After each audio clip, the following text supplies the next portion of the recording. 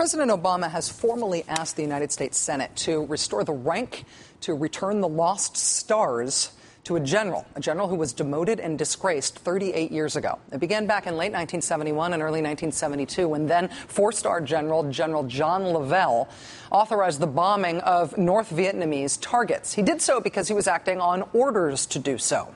What did he get for doing that job? He was demoted, stripped of one of his stars, and forced to retire early at a lower rank. It was the first time in modern military history that an American four-star general or admiral was demoted on retirement.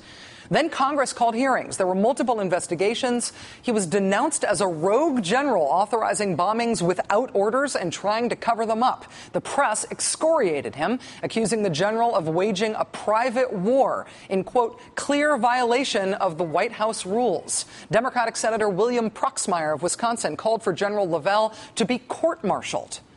Then after all that, after dragging his name through the mud, Congress took away another one of his stars, and General Levelle was retired as a major general. He lost his job, he lost his reputation, even though he maintained throughout, and as the Pentagon and current president acknowledged today, he was not ordering unauthorized bombings. He was not only authorized to do what he did, he was ordered to do what he did by the then President of the United States, Richard Milhous Nixon. Nixon not only authorized these bombings, he then covered up the fact that he had authorized them and kept quiet in public while General Levelle was hung out to dry. The incredible thing that we can now show you, that we can play you tapes of, is that in private, President Nixon not only acknowledged that General Levelle was being made a scapegoat, he lamented it. Nixon knew what he was doing when he let this guy take the fall for what he, Richard Nixon, did. What he did that he didn't want to admit to. In one extraordinary conversation with National Security Advisor Henry Kissinger on June 14, 1972, President Nixon keeps returning to the subject of General Levelle and why Defense Secretary Melvin R. Laird demoted Levelle and helped force him into retirement. Listen to this. Well, let me ask you about Levelle. I had it on my list this morning.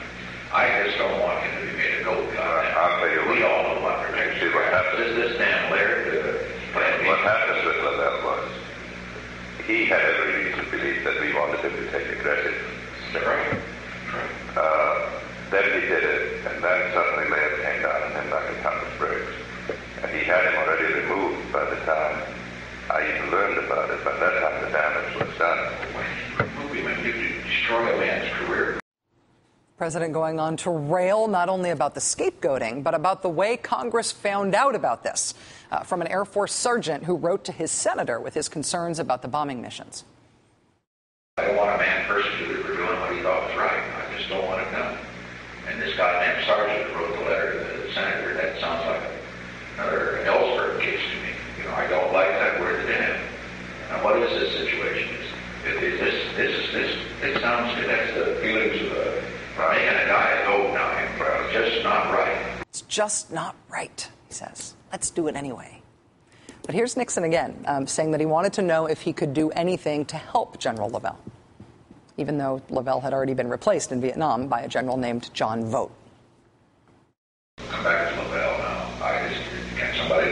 Can we do anything now to stop this damn thing? Or now it's a commitment. If they had removed, they kept Johnny Vogt in and said it was probably better than, because he understands us better. But Levelle was actually removed before Vogt went out. Levelle was removed at the end of March. Because of this? Yeah. Why the hell did this happen? A decision of that magnitude without...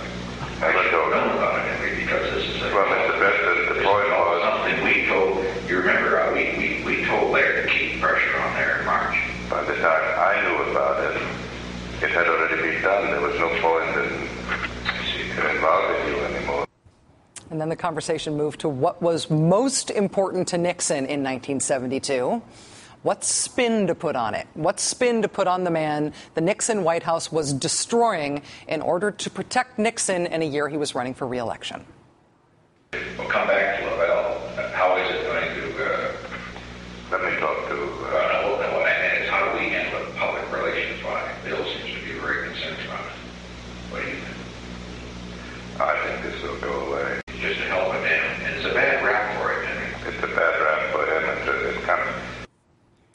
amazing to me that we have these tapes. Remember, this is 1972. Nixon tapes? Right.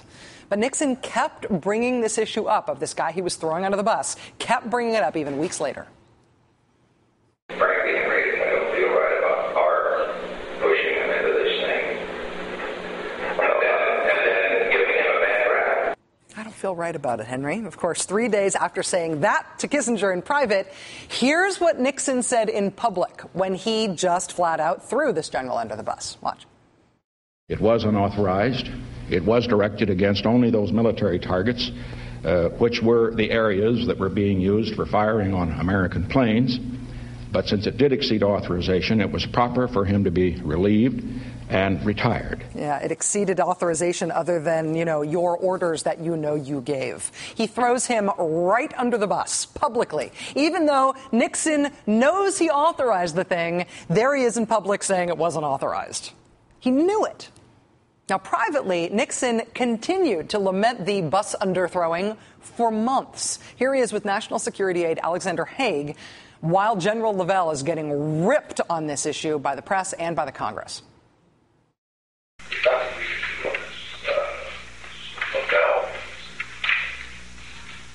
I don't think so, sir. I've been watching it. We know that.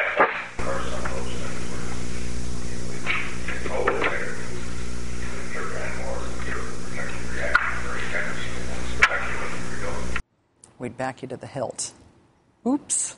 Even 2 weeks after the Senate stripped General Levelle of another star, leaving him demoted and retired and disgraced, Nixon was still talking about it, still privately acknowledging that he did wrong. All this goddamn crap about Levelle, and I feel sorry for them all, because you and I know that we did talk about protective reaction was very liberal, and very liberal. Remember I said if they put there and go back and hit it, you don't have to do it right. You don't have to wait till you fire before you fire back. Remember I told that. Levelle apparently Levelle knew that I'd given that order. That's why he did it. I feel sorry for the guy. All of that regret, all of that self-consciousness about ruining this man, destroying this man's career for something that Nixon did. For all of that, Nixon never, ever spoke up about it publicly. After all, he had an election to win that year. Nothing can get in the way of that. And apparently for that, still having a soul of any status is optional. Now, though, it has taken 38 years, but General Levelle is on his way to being fully exonerated, to having his 4-star status restored. General Levelle died 31 years ago. His widow is 91. She has been fighting for decades to clear his name. His name is now being cleared. One more note on this. We here at the Rachel Maddow Show owe a big thank you to Sar Conway Lance, who is the supervisor archivist of Nixon tapes projects at the National Archives Nixon Presidential Library, who not only found all of those Nixon tapes for us, but stayed very, very late at work to do it. Many, many thanks, Sar. You have a very cool job, and for us at least, you did it very well. Thank you.